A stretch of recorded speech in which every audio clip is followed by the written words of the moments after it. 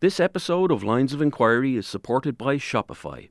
Many people carry the same thought for years, a business idea, a product they believe in, something they'd like to build themselves. But very often, the doubts arrive just as quickly. What if I don't have the technical skills? What if I don't know how to build a website? What if I can't manage everything on my own? Those questions stop a lot of ideas before they ever begin. That's where Shopify comes in. Shopify is the commerce platform behind millions of businesses around the world, from household names to brands just getting started. If you're worried about building a website, Shopify provides modern, professional, ready-to-use templates that help you create the perfect online shop from day one. If you need help with everyday tasks, Shopify's AI tools can assist with product descriptions, improving product images, and generating promotional offers. And when it comes to finding customers, Shopify helps you reach them through simple email and social media marketing campaigns. If you ever need support, Shopify also offers award-winning customer service, available 24 hours a day. So those what-ifs don't have to stop you. They can become the beginning of something. Sign up for your €1 per month trial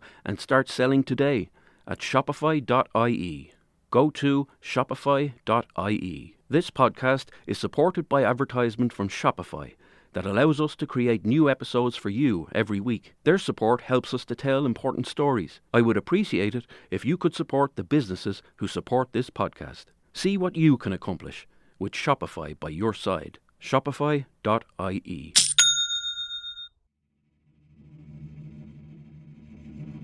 A doorbell rings at a house in a quiet estate in Leixlip, County Kildare. Patrick Kriégel rises from his chair in the back garden. The sun is shining. Opening the door, he sees a boy he doesn't recognise. The boy asks to see his daughter.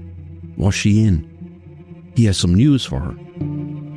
Patrick calls his child. There's movement on the floor above. She's on her way. He looks up and smiles as his beautiful daughter bounds down the stairs towards him. Are you sure it's for me? She asks with a perplexed look on her face. At 14, the girl is athletic and tall, taller than Patrick even. And she is smiling. Someone has called over for her. Someone her own age, wanting to chat to her.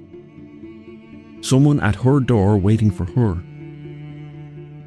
Patrick walks away. He is happy to see his daughter so excited. She doesn't have many friends. She doesn't get many visitors. Whatever the boy says convinces her to head out for a while. Patrick can't tell what is said. She runs upstairs to grab her favourite black hoodie. As she returns, Patrick tells her to be back soon. She has exams to study for, he reminds her. I won't be long, she answers. The door shuts. Patrick realises he didn't ask where she is going.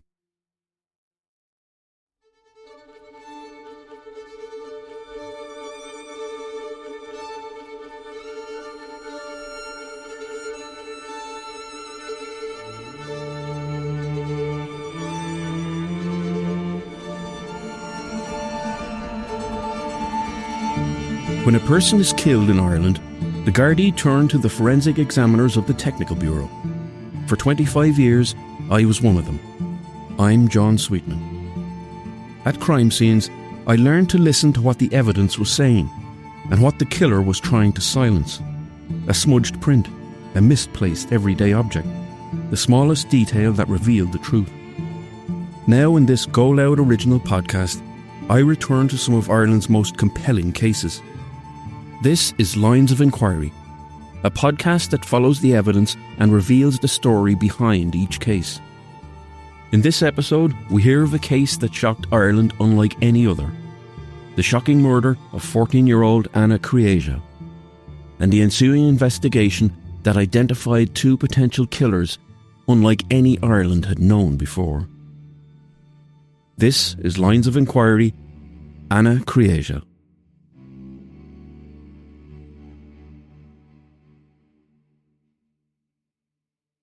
The 13th of May 2018 was set aside for cramming in the Kriégel household. 14-year-old Anna had end-of-term exams around the corner. Some last-minute swatting was needed, and Geraldine, Anna's mother, could help. But Anna thought her mother must be tired. Studying was put on the long finger as mother and daughter cuddled up together to eat popcorn and watch a movie. She chose Alvin and the Chipmunks. Later they were busy. Family came over, pizzas were ordered, and chatter and laughter spilled out from the house and into the garden. Anna looked older for her age. Sometimes she was mistaken for an 18-year-old because of her height. At 5'8", with black shoulder-length hair, sallow skin and a slim build, she was a striking young girl. Her parents and relatives sipped drinks in the conservatory, so Anna and a cousin went to her room to record a video for her YouTube channel. She loved social media. She would share beauty tips or dance. It was thrilling to post her content. She had 100 followers on YouTube. That night, Anna asked her mother to wake her up before she left for work. She wanted to say goodbye to her before she went. But she also did something else, a nighttime routine she never missed, where she would kiss her mother and father goodnight with a lovely message in French. Her father, Patrick, had passed on his love of his birth country and language to his daughter. Her nocturnal words were always the same. Bonne nuit, dors bien, fais de beaux rêves, je t'aime. Good night, sleep tight, have beautiful dreams, I love you. Anastasia Anna Kriégel was born in February 2004 in the industrial city of Novokuznets in western Siberia. She was placed in an orphanage. Back in Ireland, Geraldine and Patrick Kriégel wanted a child. They were a professional couple who married in 1989. Geraldine described their marriage as a beautiful poem that became the story of our lives together. When they moved to Leixlip in North Kildare, it was a village that gradually exploded in size during Ireland's Celtic Tiger. Just 3 kilometres away is Lucan, another commuter town, but in Dublin. In between them is a vast parkland called St. Catherine's Park, with its 200 acres spread across Kildare and Dublin. The Kriégel home was just a short walk from the park. Baby Anna was adopted on the 10th of August 2006 at the age of 2.5. Geraldine said it was the happiest day of their lives. Indeed, the family always celebrated 2 important dates in their calendar: Anna's birthday and her adoption date. But there were some teething issues. The toddler was late adopting English as her first language. It meant she was playing catch-up with children of the same age. And those language delays followed her into her early years of school. There were also issues with her hearing, and she needed glasses for her eyesight. While Anna was incredibly good at sports like swimming and gymnastics, she didn't quite fit in socially. At primary school, she had a resource teacher. She was impulsive and energetic, and perhaps tried too hard to make friends, a job made more difficult by her height. Anna had uncomfortable growth spurts too, where her bones grew faster than her muscles. Anna felt left out. One time she told a teacher she was suicidal. After meeting with Pieta House, the suicide charity, it was determined that Anna was simply unhappy at school. She then attended counselling sessions locally, and afterwards Patrick would be there to pick her up and bring her home safely. Anna was afraid she would be targeted by bullies if she went home alone. And there was more. Anna was cyberbullied. She was already active across platforms like YouTube, Snapchat, and Instagram. For many a socially awkward teenager, posting online was a form of self-expression. I love to sing, dance, swim, family and friends, she wrote on her profile. If you're a hater, then please leave my account. Stay strong. She signed off with a heart emoji. Not all of what she wrote was well received. Some comments taunted and teased the girl over her height and looks. Others went further. One post said that she should go die. Even more disturbing were the ages of some of her bullies. That summer, before she began her new secondary school at Clonfay Community College in Leixlip, some third-year students began threatening her. saying how they could have Anna executed. They made deeply personal and hurtful comments around her adoption and referred to her parents as a fake mam and dad. When Geraldine and Patrick heard about this, they intervened. Some of the content was sexual too, and it frightened them. They took screenshots and spoke to the school. Just before Anna started secondary school in September 2017, Geraldine got a call from Anna's old primary school resource teacher. She told Geraldine she was worried for Anna. She was vulnerable and innocent, she said, and the other children might, as she put it, make a mockery out of her. One of Anna's first exercises at her new school was to write about her hopes for the future. My hopes for the future.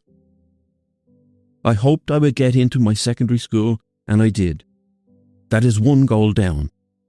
My second hope is to go to Paris University like my dad, the hardest one to get into.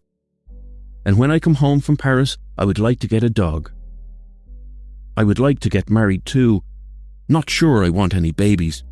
Well, not yet anyway. I hope that I have a good life. I hope that everyone I meet will be nice. Despite choir practice, a dance group, and even modelling at her school fundraiser, Anna remained lonely in secondary school. Girls would walk home together in groups, but Anna was never among them. On her way home from a school disco one Halloween, Anna had a terrifying experience. She had been supervising a dance organised by her dance group for younger children when 4 boys walked up to her and started taunting her. One of them asked her if she wanted to have sex with him. He slapped her bottom. Anna ran home and told her parents. She was frightened. Geraldine had to hold her young daughter for an hour before she calmed down. Her parents worried Anna craved attention. She set up fake social media accounts where she sent bullying comments to herself. When Geraldine and Patrick found out, they were furious and demanded passwords for all her accounts. Anna was angry at having to hand over her iPad and phone at night too, but Geraldine was glad she did. Anna's online activity was worrying. One image on her phone showed Anna tied to a chair and blindfolded. Geraldine was horrified, but Anna shrugged it off as a prank. She did it with a friend. It was all a pretense. It was just to attract the attention of another boy, to see if he would rescue her. Anna had self-harmed once. Geraldine couldn't be sure if it was a cry for help, or because of encouragement from a friend who had sent her online images of self-harming. Patrick told Geraldine that Anna felt invisible. And not just invisible, Anna felt frustrated too and started to lash out. She got into fights at school.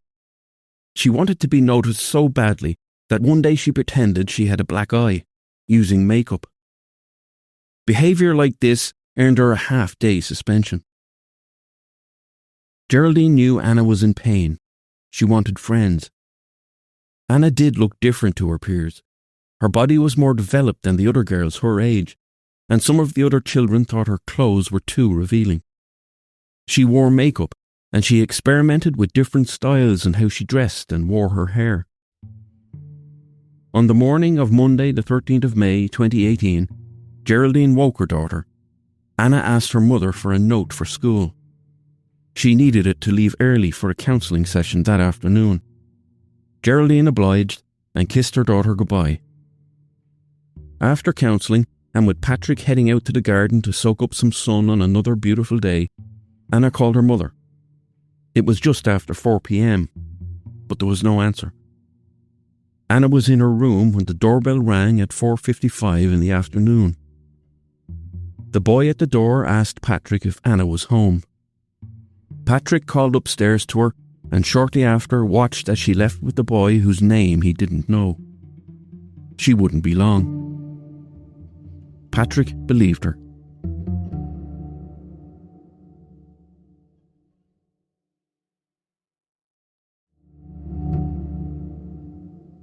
St. Catherine's Park was busy that afternoon in May 2018. People walked on their way home. Others were out for a leisurely stroll. CCTV cameras working that day captured images across it. Just before 5 o'clock, a boy walked into the park through an entrance known as Courtyard Lane. He wore a backpack and gloves and began strolling towards some fields near the other end of the park. A few minutes later, Anna and the boy who had called to her door entered the park and made their way towards a BMX trail. Around the same time, Geraldine tried to return Anna's earlier phone call. She was on the train home from her job. She worked as a senior manager in CIE. This time it was Anna who didn't answer. By the time Geraldine turned the key at the door of their Leixlip home, Anna and the boy were now walking across the park towards Lucan. They walked with a purpose, but lightly. A girl who saw them thought Anna had a sort of skippy jump walk. She saw Anna and the boy laughing and talking. On the far side of the bike track, the boy wearing the gloves was making his way through a field towards an old disused country manor called Glenwood House. It was built over 200 years before and had once been an elegant home on vast farmland. By 2018, it was a derelict, crumbling and filthy shell. The roof had collapsed in spots, exposing some of its old, tired beams to the elements. Crushed cans, broken bottles and syringes lay on filthy floors long stripped of carpets or wood. Walls were sprayed with graffiti and even satanic signs. Local young people would go there and hang out in the crumbling old house. Once inside, you were hidden from everyone else in the large park. A local man called Gerard Redmond was out walking his dog when he spotted the boy with gloves. He watched the boy drop down into a ditch and emerge on the far side. The boy in the gloves went through a hedge. He found a gap and looked as if he knew where he was going. The man thought the boy must have been taking a shortcut home. He saw the boy walking across the field towards the derelict house.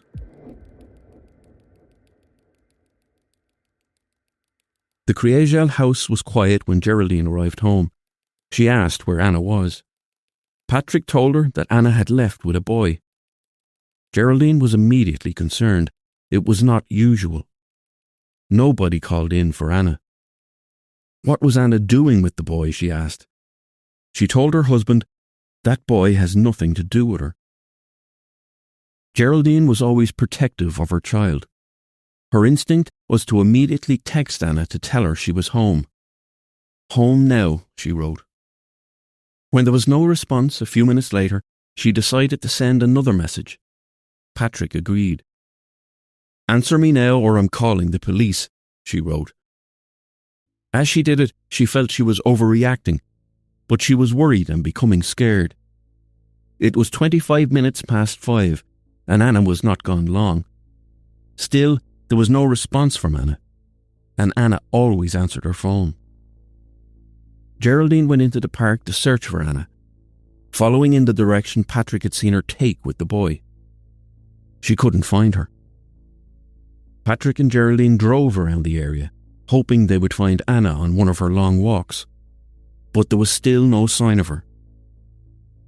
Around 8 p.m, and desperately worried, they turned to John Cribben, a retired detective and family friend. They drove to his house. They told him that this was not how Anna behaved. She would never do this. He told them to go to the Garda station to report Anna missing. At 9:15 that evening, Anna's parents arrived at Leixlip Garda station. After explaining how Anna had left, Gardaí searched the Pulse computer system to find an address for the boy she was last seen with. About an hour and a half later, at 10:45 p.m, Gardaí arrived to the home of the boy who had called for Anna earlier that day. The boy's mother had just returned home from work and was putting her youngest child to bed when she heard the knock. 2 uniformed Gardaí stood at the door. Garda Conor Muldoon told her about a missing teenage girl. He asked could they speak with her son, as he was believed to have seen her earlier that day. The boy stood behind his mother as the Garda asked if he knew Anna. He said he did. He had been with her in the park that afternoon. He had a brief chat with Anna, he told them. They headed for home, separately. He appeared surprised by it all. When the Gardaí left, the mother asked her son about the missing girl. She didn't recognise the name. The boy told her she was a girl from school. Didn't she remember, he asked. She told him no and asked an older son to show her a picture of Anna on Instagram. There were videos of the young girl singing, and the mother knew she had seen her around Leixlip village before. She knew now she would be able to help Gardaí if she did spot her again.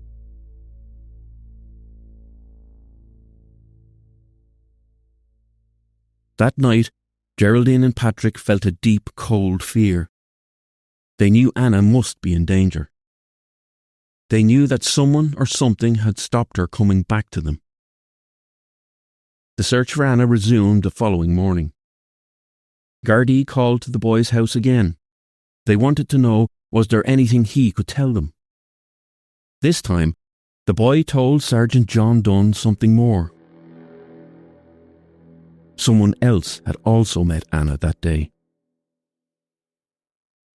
He explained he had called to Anna's house because a friend asked him to. Anna liked his friend, he said, but those feelings weren't reciprocated, and the friend felt Anna needed to hear this.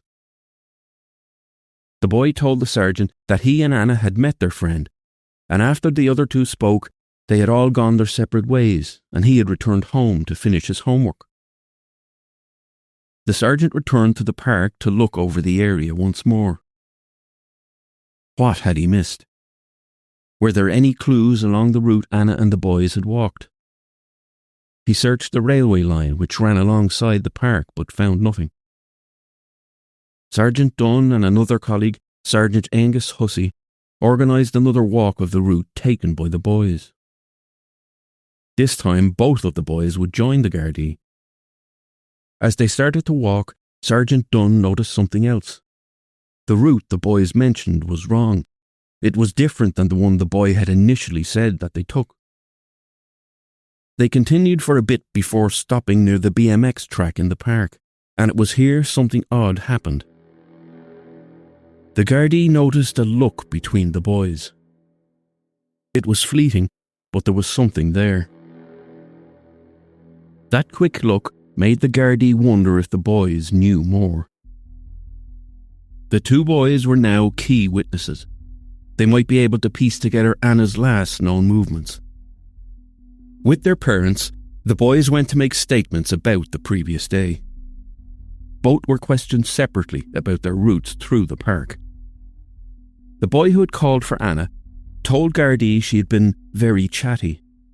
He said Anna wanted to know why his friend wanted to meet her. All three had met up and walked to a car park. The boy then left Anna and his friend to chat, and that was all. He returned home and only heard about Anna's disappearance when Gardaí called to his house that night. The boy's friend told Gardaí that he met the other boy and Anna in the park that early evening. The boys chatted about video games, and Anna looked at her phone. At one point, she asked him if he would go out with her. She had asked him before too, and he had said no. That day, however, he didn't want to hurt her feelings. He was sorry, he told her, but he wasn't interested in her. Anna left. His friend left. And that was it. But he added more. He said after he left Anna, he had been attacked by two men. He told Gardaí they had grabbed and kicked him. One had a physique like a rugby player. He was winded from kicks to the chest, but said he had managed to deliver some punches back and get away.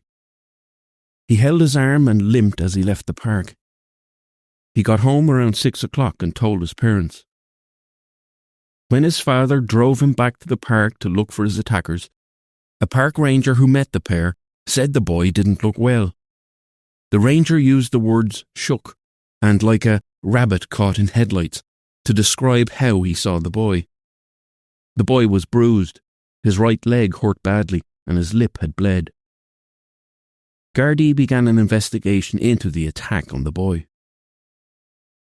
Detective Garda Gabrielle Newton, who was charged with investigating the attack on the boy, set about testing items belonging to him. She got the clothes and boots he had been wearing from his parents, as well as his phone. After showing Gardaí where he was attacked in St. Catherine's Park, the boy went to Garda headquarters in Phoenix Park, where he helped compile a photo fit of his attackers. Gardaí were in a tough spot. One of the last people to have seen Anna was this boy, and now he had been assaulted. They wondered if it had anything to do with Anna's disappearance. The following day, on May 16th, the first boy who had called to Anna's house spoke to a guidance counsellor at his school. The guidance counsellor had heard the boy was one of the last people to have seen Anna, but the boy insisted around 10 times that he wasn't. The boy told her that he had been dragged into this mess by his friend. He had already spoken to Gardaí 3 times. He said it was like an interrogation. He said he was stressed. He said calling for Anna that day was him doing a good turn for a mate. As he spoke, the guidance counsellor noticed he was clear, he was steady, and he made eye contact the whole time. By now, a large-scale operation was in place to find Anna. A missing person investigation was launched. Anna was wearing all black when last seen. Black runners, black bottoms, and a black hoodie. Anna's favourite hoodie. A photo of the smiling 14-year-old in these clothes was circulated to media outlets, and Anna's disappearance became a national story. Sightings began to flood in. People told Gardaí Anna had been seen in the departure area of Dublin Airport, in Dundrum in South Dublin, and in a nearby cul-de-sac on the morning of her disappearance. But none of these sightings were actually of Anna. The search then stepped up a gear. The Garda Sub-Aqua unit explored the waters of the River Liffey, and a crime and security branch tracked mobile phone traffic from Monday the 14th, while 60 members of the civil defence combed the 200-acre park for any sign of Anna's whereabouts. Dogs and drones were also brought in to assist the search. Geraldine and Patrick continued searching and hoping they would find Anna, hoping they would hold her again. They couldn't imagine any other scenario. On Thursday, the 17th of May, 3 days after Anna went missing, a small team were assigned to search an area near St. Catherine's Park. They would search old, decrepit buildings and a long, abandoned country manor. They walked towards Glenwood House, the run-down, dirty old building where one of the 2 boys was seen close to several days before. Taking small steps, they searched hedgerows and undergrowth as they approached the property. They read maps and followed a strict grid system to cover every patch of grass assigned to them as they neared the old period property. As they moved, they used slash hooks to clear the ground in front of them. Garda Sean White was the first officer on the team to reach the house. It was lunchtime, around 1 p.m. The house was dirty and in disrepair. Its roofing had caved in and debris and rubbish littered its rooms. It was dark, except for small shafts of light leaking in through holes in the boarded-up windows. As he carefully navigated the dark old house, Garda White saw something. Something at the end of a corridor. He thought he might be looking at a mannequin. The colour was waxy, almost porcelain. He moved towards it. He noticed a strong smell. It was the stench of dried blood. He called out into the dark room, but there was no reply. If it wasn't a mannequin, he knew what lay in front of him must be something terrible. Within seconds he shouted, "Find!" That word meant one thing to everyone who heard it. A body. It was a female body. She was naked apart from black socks on her feet. There was something covering her face. It was hair, stuck to her face, as if she had been throwing her head side to side, as if she had struggled in her final moments. On the dirt floor, among the dust, litter and ruin, lay a body that had been brutally attacked and tortured. It was the body of a child. It was Anna. At 14 years old, Anna Kriégel was dead.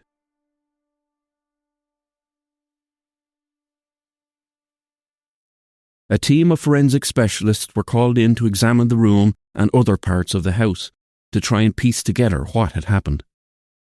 A local doctor arrived to formally pronounce Anna's death. When Dr. Mohammed Wasif Ghaffar walked into the darkened room with only torchlight to illuminate his path, he found Anna covered in dust. Blue insulation tape was wrapped around her neck. She had 3 fingers inside it, an indication that she may have been trying to get it off. There was blood on her face and in her mouth. Her body was bruised. She had suffered multiple injuries. Anna was on her back and her head was bent backwards, almost like she had been pulled or dragged. Geraldine and Patrick Kriégel's world fell apart that afternoon. 4 dreaded words from Gardaí said it all. "We are so sorry." They knew all hope was gone. Their child, the centre of their lives, their Anna, was gone. When state pathologist Dr. Mary Cassidy conducted an autopsy later that evening, she concluded that Anna had died from blunt force trauma to the head and neck. 60 areas of her body had injuries. Some of Anna's injuries led Dr. Cassidy to believe there had possibly been penetration or attempted penetration of Anna, although she could not be certain. As Gardaí shifted from a search for a missing child to a murder investigation, the work was just beginning for Garda technical and forensic teams. They had to piece together a picture of what had led to Anna's death in the most minute detail. They had to find and explain all that the naked eye couldn't make sense of. They identified and gathered as much evidence as they could. Anna's iPhone had been smashed, but every piece was painstakingly searched for and retrieved. Experts laboured for 4 days and nights, recording every single item scattered around the room. They likened it to a skip. It was a house where every corner had been a place for late-night parties, drinking, drug-taking, illegal gatherings, and general antisocial behaviour. There were cigarette butts, broken bottles, discarded cans, and rooms destroyed by fires. Decades of graffiti and neglect scarred the remaining walls. The technical bureau teams had to sift through it, searching for a needle in a haystack, with no idea if the needle existed. News quickly spread across the country of Anna's death. Shock and disbelief spread through communities as more details of Anna's final moments came to light. The Leixlip community was devastated. People questioned how such a crime could happen on their own doorsteps, in a public park like St. Catherine's Park, where families brought their children, where locals felt safe.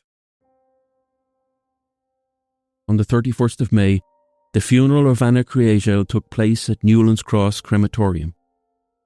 Mourners wore bright clothes to celebrate the teenager, and gifts along with the Russian flag were draped across her coffin. Geraldine and Patrick Kriégel couldn't speak that day. A pre-recorded poem called "Love Never Disappears" was played instead. Geraldine read the poem in English. Patrick spoke the words in French.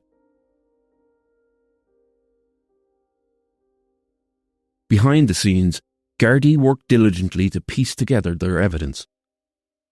What had been gathered suggested the young girl had been beaten to the ground when she entered the room. Her clothes had been ripped off. The weapon used was most likely a heavy stick found close to her body. She had also been hit 4 times with a heavy object. A breeze block was found lying beside her body. The 9-inch concrete block had hair on it. Anna's hair. Then there was the struggle. It seemed Anna had been pulled towards what little light shone through the boarded-up window. There, she was sexually assaulted. But Anna had fought back. Her false nails lay scattered around the room. She had fought fiercely to survive. What this meant was that her assailant would likely have injuries too. Gardaí examined footage from the CCTV cameras around St. Catherine's Park. Garda Seamus Timmins gathered 700 hours of footage taken from cameras in the park and nearby housing estates. As he began to view the tapes, he saw the two boys who Gardaí believed were possibly the last to see Anna alive. As he watched, Garda Timmins could see that what the boys had told Gardaí about their movements that day was not the truth. He saw the boy walking to Anna's house shortly before 5 p.m. He saw Anna walking with him at 5:01. He saw the friend in another part of the park at 5:05. He was wearing gloves and carrying a backpack as he walked. 9 minutes later, at 5:14, he saw the boy and Anna walking across a field. Then, 35 minutes after that, at 5:49, the boy walking through the park, alone this time. 8 minutes after that, at 5:57, the friend could be seen. He was holding a bag in his hand. And 6 minutes later, at 6:03, the friend alone, limping through the park. And nothing to back up the claim of the friend that he had been the victim of an assault. Gardaí decided it was time to bring in the boys for questioning. But first, they waited in the hope of having some kind of evidence to prove at least one of the two had been at the house. In those same days, Gardaí investigating the boy's story of an attack had gone to the boy's home and taken items for examination in relation to that investigation. They had taken the boots he had worn that day, and his phone.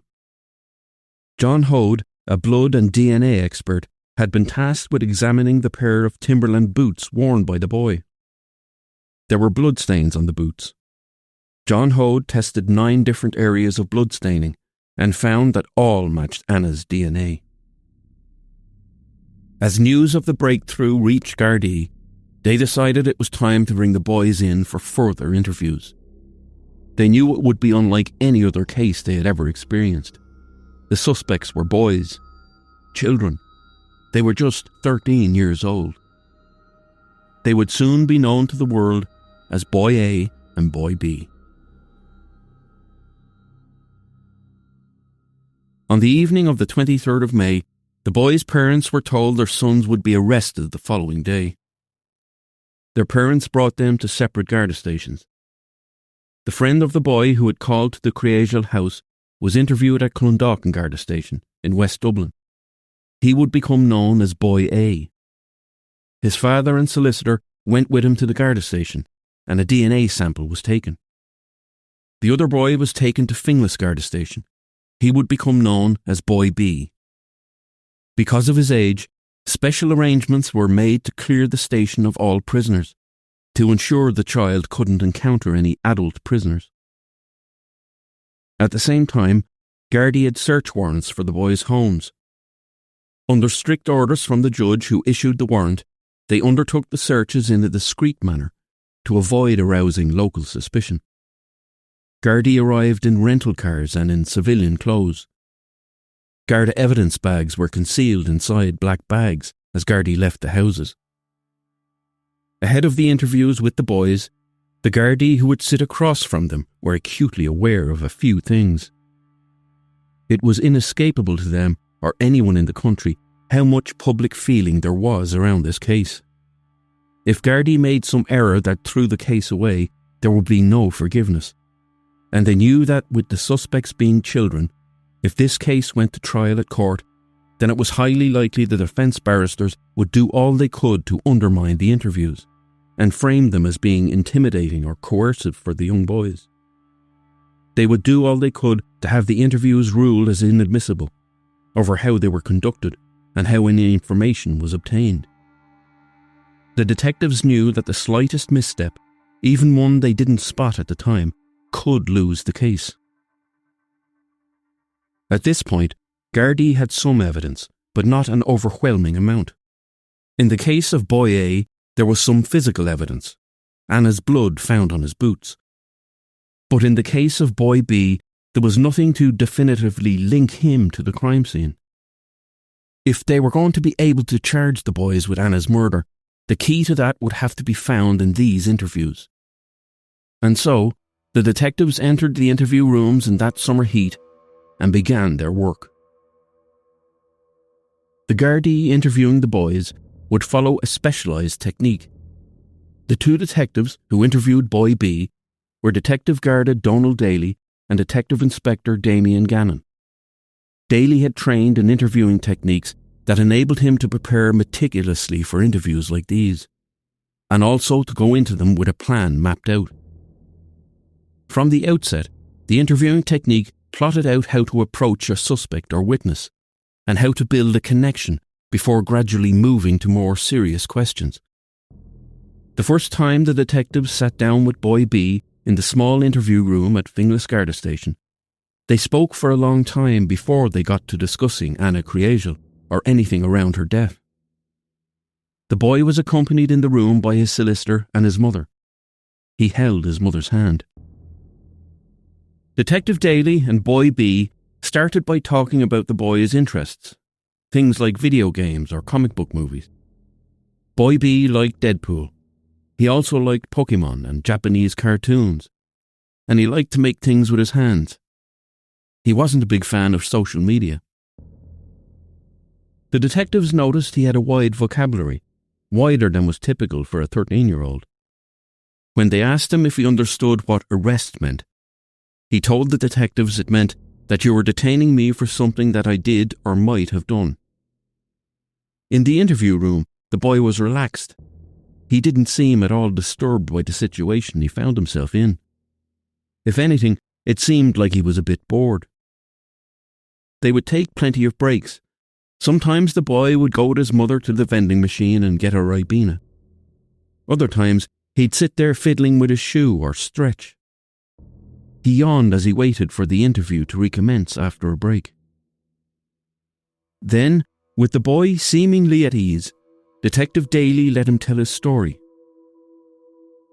The boy stuck to the story he had told up until then.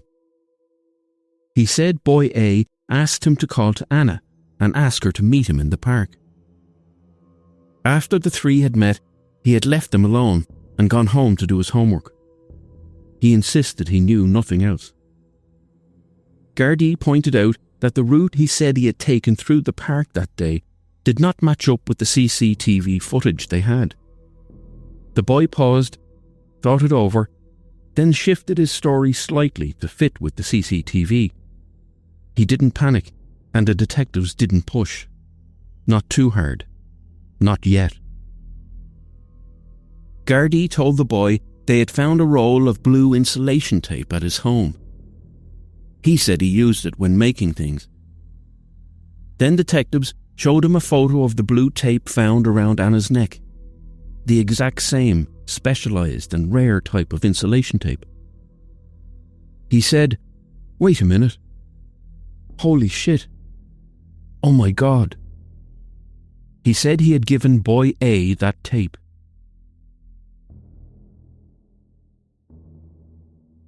In Clondalkin Garda Station, Gardaí interviewing Boy A took a similarly patient approach. He told the detectives he liked drawing anatomy, the human body. He had an interest in the human body in general.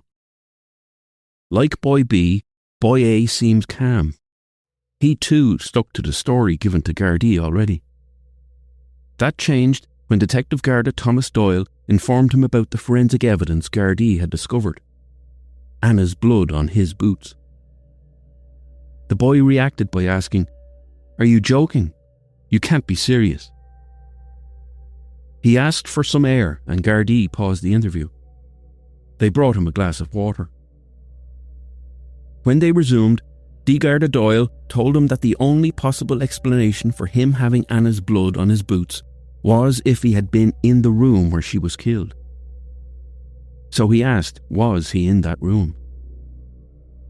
Boy A replied simply saying, no.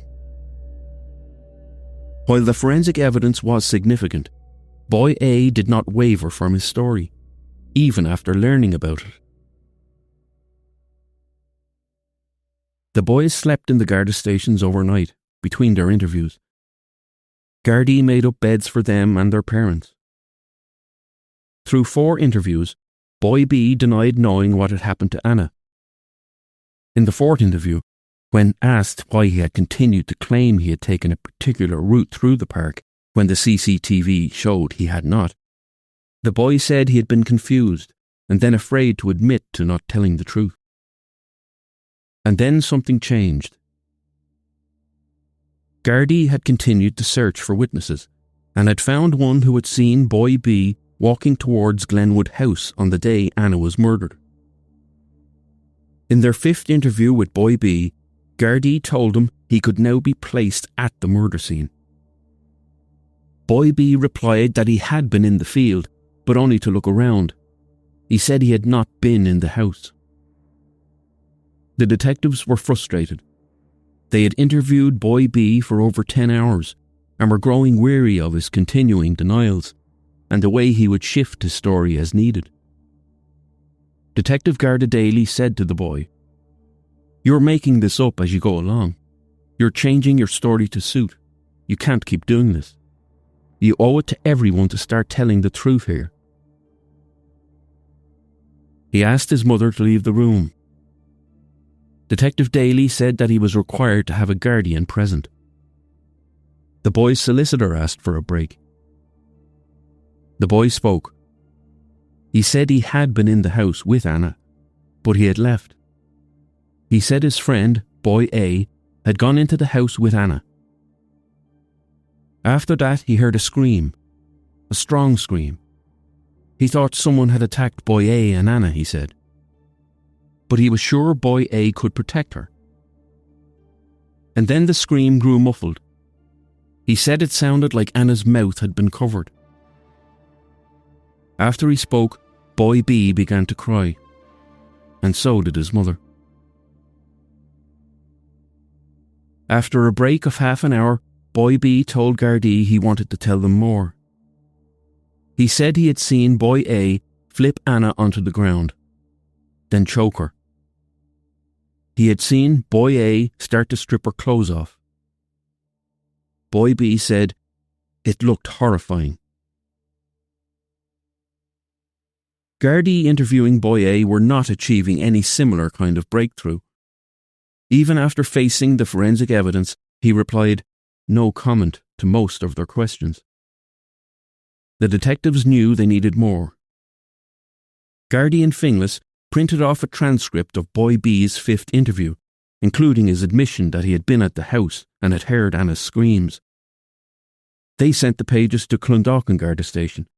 They hoped learning Boy B was starting to tell more of the story might motivate Boy A to talk too.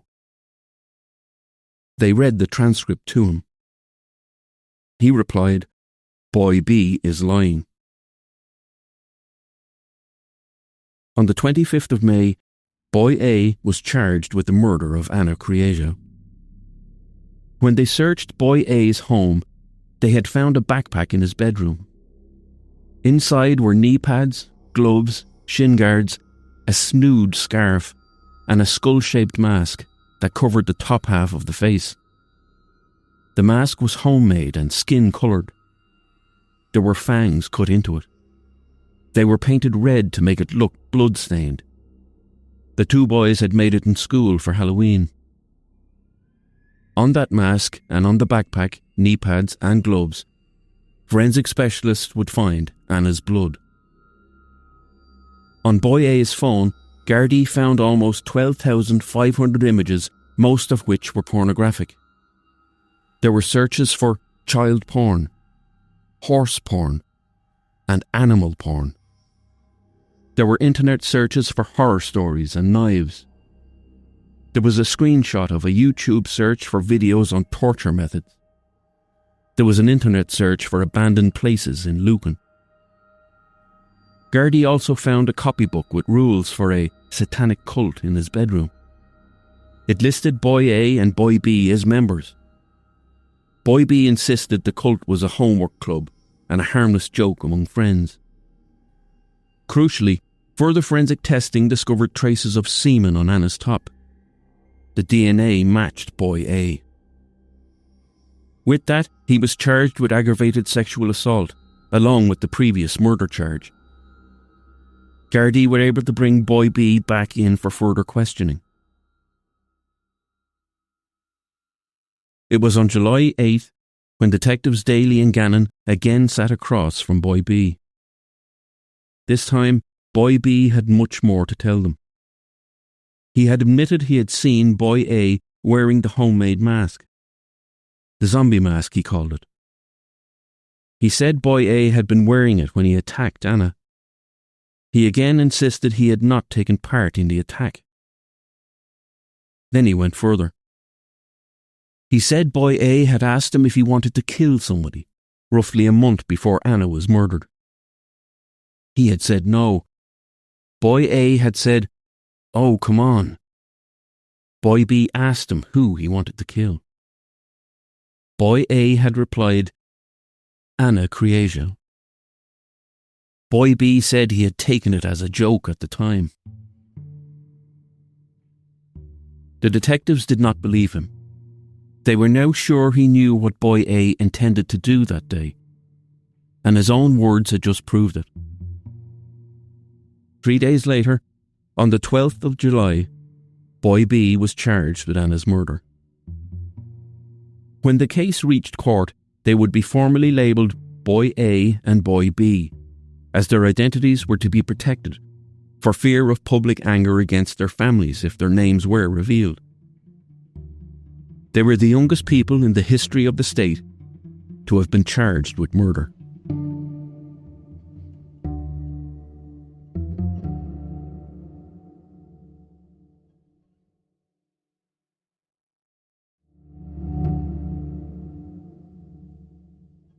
On the 30th of April 2019, Court 9 in the Central Criminal Court on Dublin's Parkgate Street opened for the trial of Boy A and Boy B for the murder of Anna Kriégel.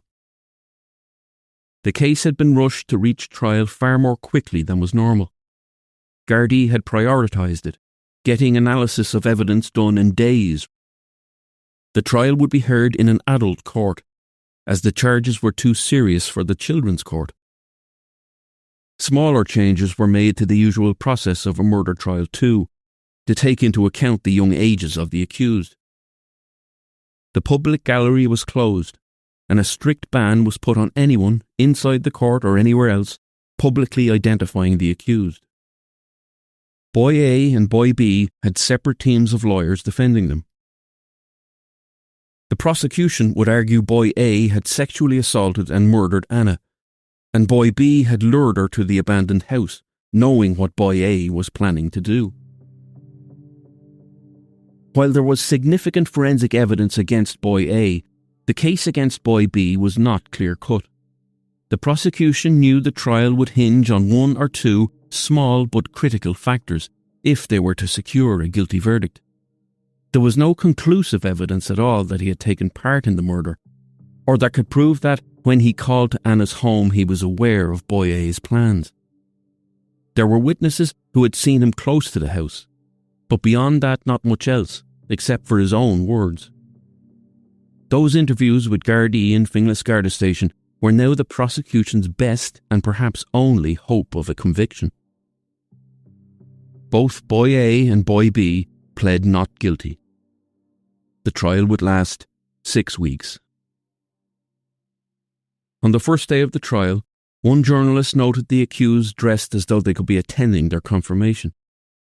The boys, now both 14 years old, sat at the back of the court. They sat apart, each with their parents. As they watched the case laid out against them for murder, Boy B held his mother's hand, while Boy A leaned against his father, resting on his shoulder. Geraldine and Patrick Kriégel attended every day of the trial. They wanted to be present for every moment.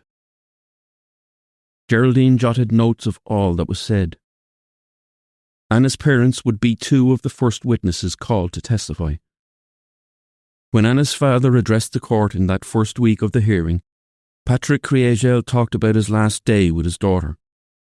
She was a very happy child, he said, but there had been problems with bullying. He told the court about Anna, including her difficulties in life and the beauty of her personality, which nobody knew like he and her mother. Geraldine Kriégel spoke of her daughter, who loved to dance, travel, and spend time with her parents. She too spoke of Anna's darker times.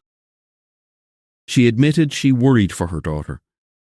Anna was vulnerable, she said, and that made her a potential target among her peers. The testimony of her parents helped to put a face to her name. The defence's strategy wasn't clear early on. The barristers, Patrick Gageby for Boy A and Damien Colgan for Boy B, rarely cross-examined witnesses. The prosecution played the entirety of the footage of Boy B's interviews, all 16 hours. This is an unusual tactic. Typically, selected portions of interview transcripts are read aloud to the court. But in this case, the prosecution felt the jury had to see how Boy B's story had shifted and changed over the course of 8 interviews. They wanted the jury to hear his voice and see his face as he told Gardaí his story, and then altered it. The jury watched the 13-year-old boy responding calmly and confidently to Garda questioning.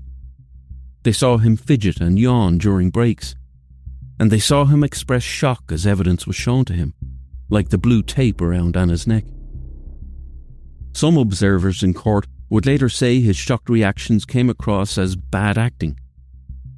The jury, watching the tapes, saw Boy B's mother move slightly away from his side in the interview room as the questions grew more serious. They watched as the boy went from initially denying he had any knowledge of what had happened to Anna to later admitting he had seen Boy A's brutal attack.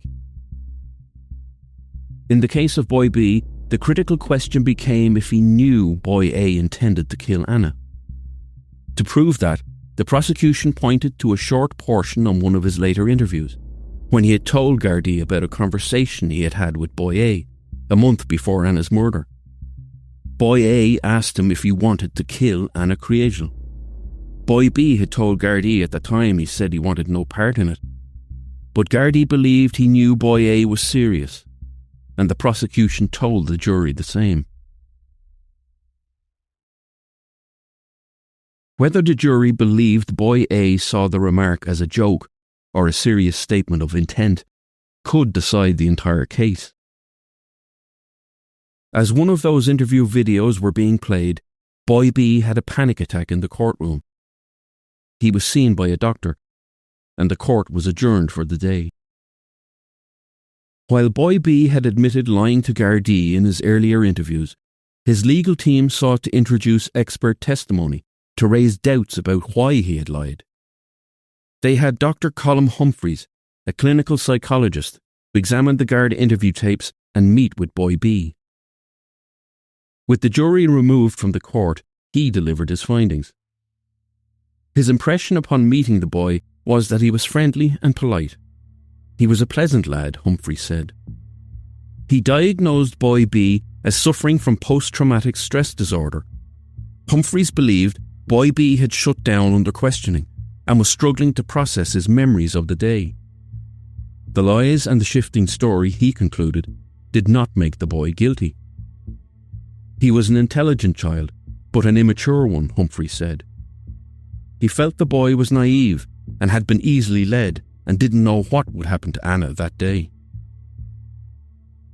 Boy B's defence team wanted Dr. Humphreys to present his findings to the jury, but the prosecution argued he would be effectively deciding for the jury why Boy B had lied to Gardaí and declaring that Boy B had no knowledge of Boy A's plan. They argued that this would be as good as making Dr. Humphreys the 13th member of the jury. Justice Paul McDermott heard the arguments and decided he would have to take the night to consider them.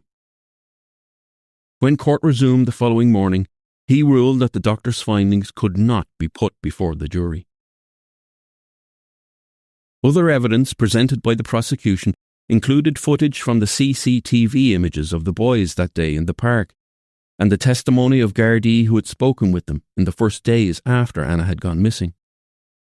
Jurors were shown items and images from the abandoned old house, including blood-stained clothing, a blood-splattered wall, and Anna's now familiar black hoodie.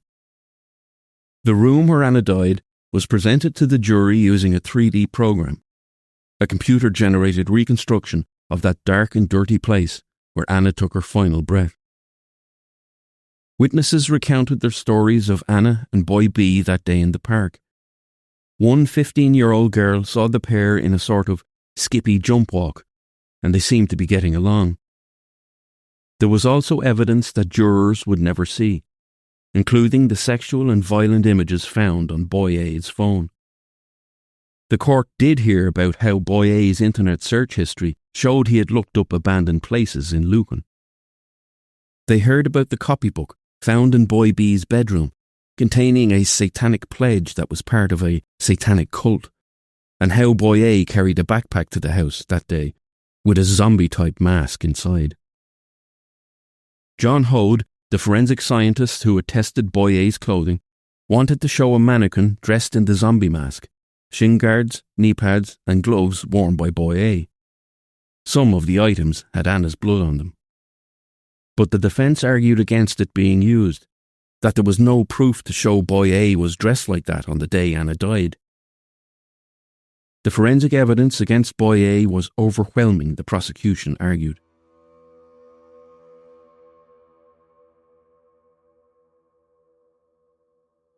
State pathologist Mary Cassidy had explained how Anna's body lay in dirt and dust when she was found, how multiple injuries could have caused her death, how Anna's skull and neck were badly damaged.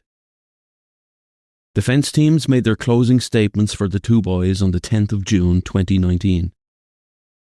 Boy A was from a hard-working family, his defence barrister said. They were decent people. He asked the jury to be mindful of the boy's age when reaching the verdict.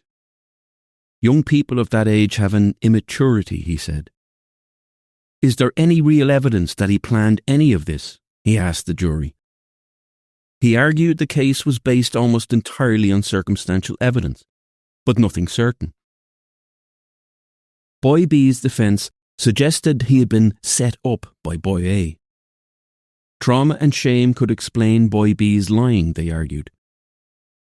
They asked if, knowing of boy A's intentions, he would have walked with Anna through a public park with CCTV cameras.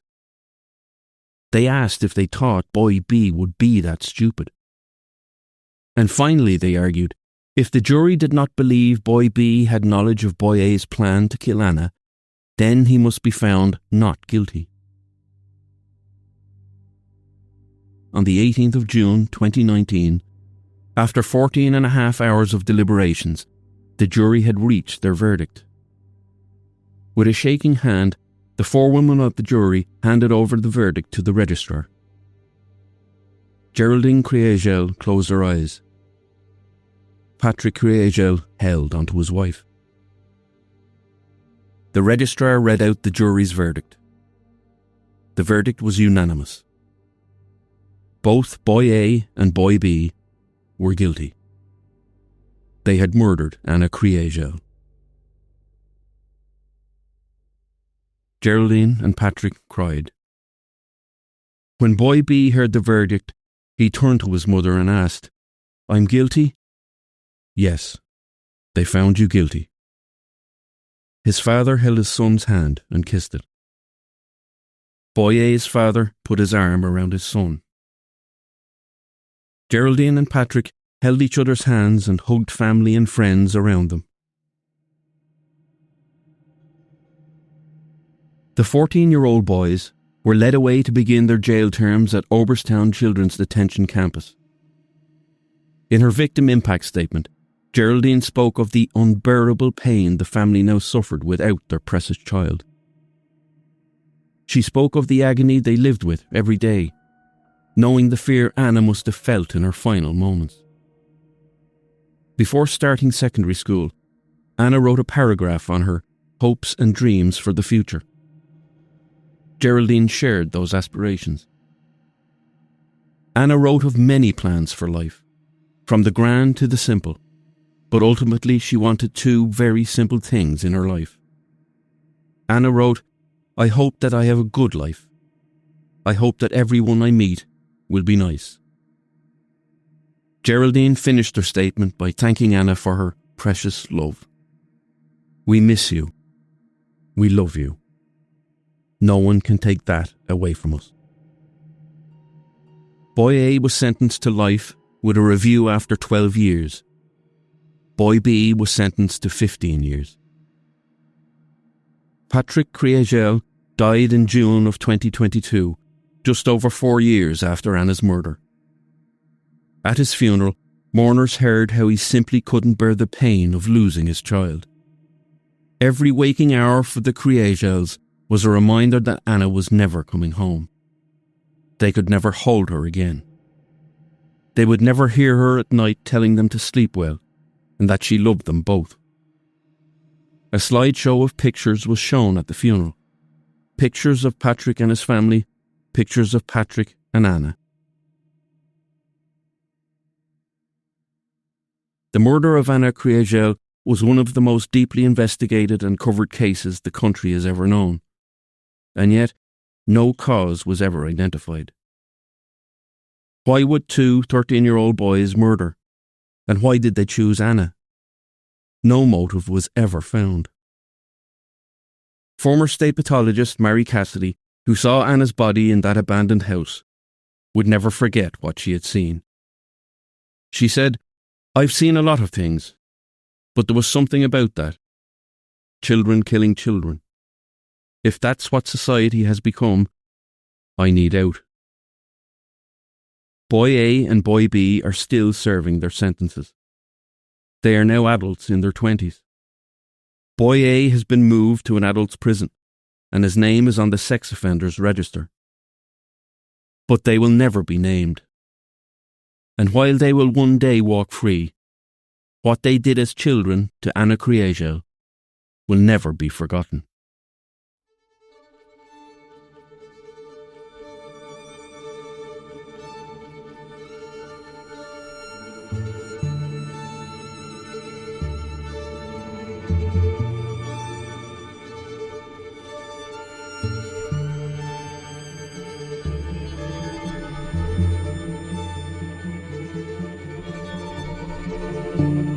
Thank you for listening to this episode of Lines of Enquiry.